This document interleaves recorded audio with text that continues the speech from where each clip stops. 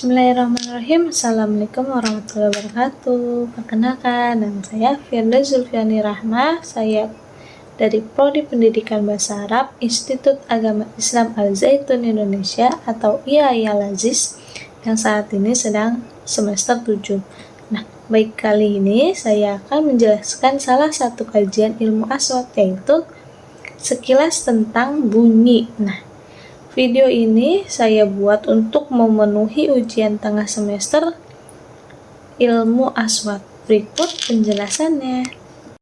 Di sini materi sekilas tentang bunyi itu yaitu mencakup ada 4 hal. Yang itu, yang pertama gejala bunyi, yang kedua gejala bunyi manusia, nah yang ketiga bunyi bahasa, nah yang terakhir ini, yang keempat urgensi pendengaran dalam berbahasa. Yang pertama itu gejala bunyi. Apa itu gejala bunyi? Nah, bunyi adalah gejala yang hanya dapat ditangkap oleh telinga, tidak dapat dilihat oleh mata, tidak dapat dicium oleh hidung, dan tidak dapat dirasa oleh lidah. Nah, bagaimana sih bunyi itu terjadi? Ya, bunyi itu bisa terjadi karena adanya getaran. Nah, getaran ini bisa terjadi karena dua hal tersebut. Nah, yang pertama itu mendekatnya dua benda yang berjauhan. Nah, yang kedua itu menjauhnya dua benda yang berdekatan. Apabila ada dua benda yang tadinya berdekatan, kemudian kita pisahkan, maka akan terjadi sebuah getaran yang kemudian akan bermuncul bunyi. Nah, peristiwa ini kita saksikan seperti saat seorang ibu sedang membuka pintu ataupun membuka jendela. Nah, pasti di situ ada menghasilkan bunyi krek gitu.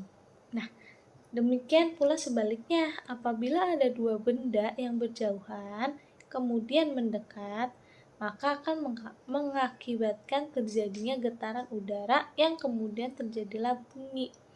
Peristiwa ini dapat kita temui ketika kita memukul kasur dengan rotan saat sedang dijemur, kayak prak prak gitu kan, pasti kan ada bunyinya tuh. Nah, atau saat kita bertepuk tangan, pasti kan ada bunyi dari udara gitu loh.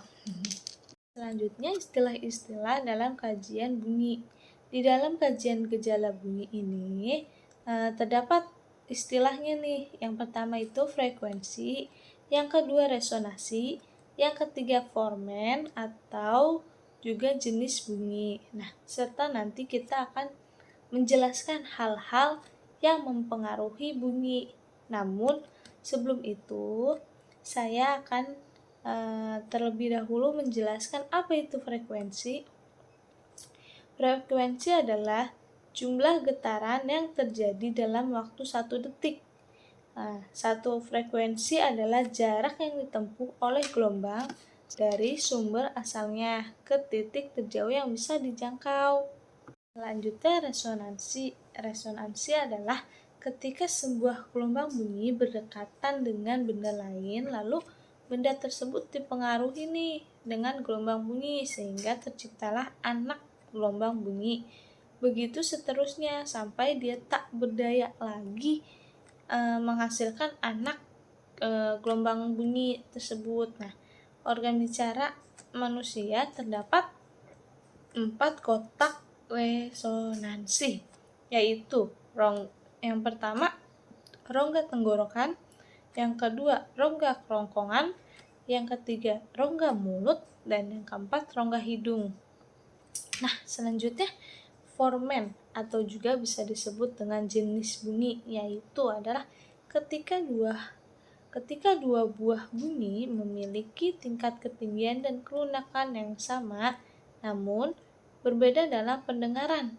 Nah, seperti ketika kita sedang menelpon sahabat kita nih, kita tidak perlu mengkonfirmasi dengan melihat wajahnya, karena hanya dengan mendengar suaranya kita sudah langsung mengetahuinya gitu.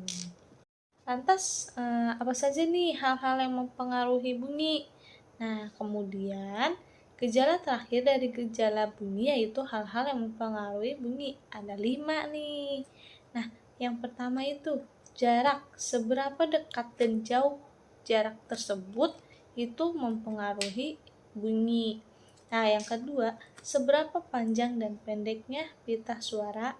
Dan yang ketiga, seberapa besar dan kecil pita suara.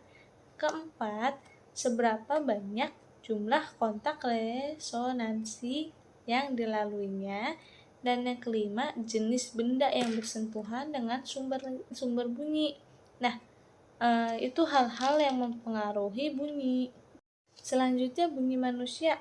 Bunyi manusia terjadi karena adanya tekanan arus udara yang keluar dari paru-paru kemudian berinteraksi dengan 2 buah pita suara di kerongkongan.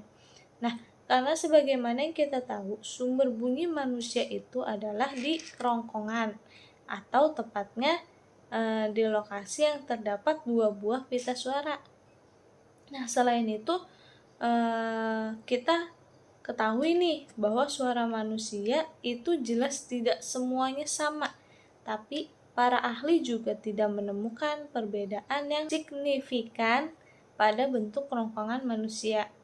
Jadi kerongkongan orang bernyanyi dan orang biasa itu sama, hanya saja yang membedakan itu adalah kemampuan dalam atur nafasnya. Nah, penting juga nih kita ketahui bahwa panjang pita suara orang dewasa itu berkisar 23 mm sampai dengan 27 mm. Nah, berbeda dengan anak yang kecil. Kalau anak kecil itu berkisaran dengan 12 mm saja. Jadi, kita tidak perlu aneh apabila suara anak kecil tersebut terkesan lebih merdu, lebih keras daripada orang-orang yang dewasa. Memasuki kajian gejala bunyi yang ketiga yaitu bunyi bahasa.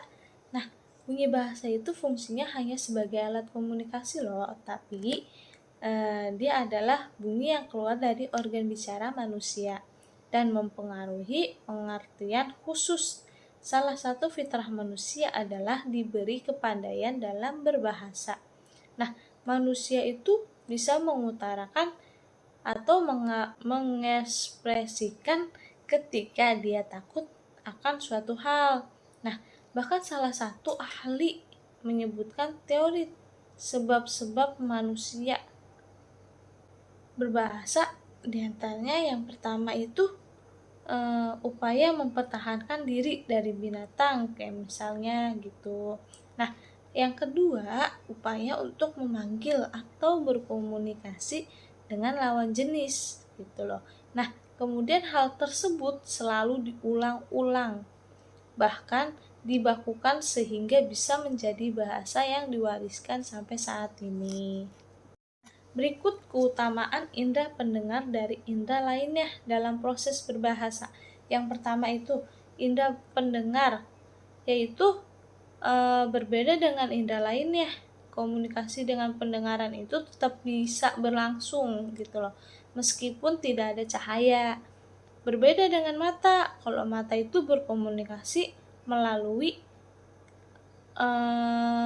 cahaya. Pokoknya kalau misalkan mata itu harus ada cahaya agar komunikasi tersebut berjalan dengan lancar gitu loh.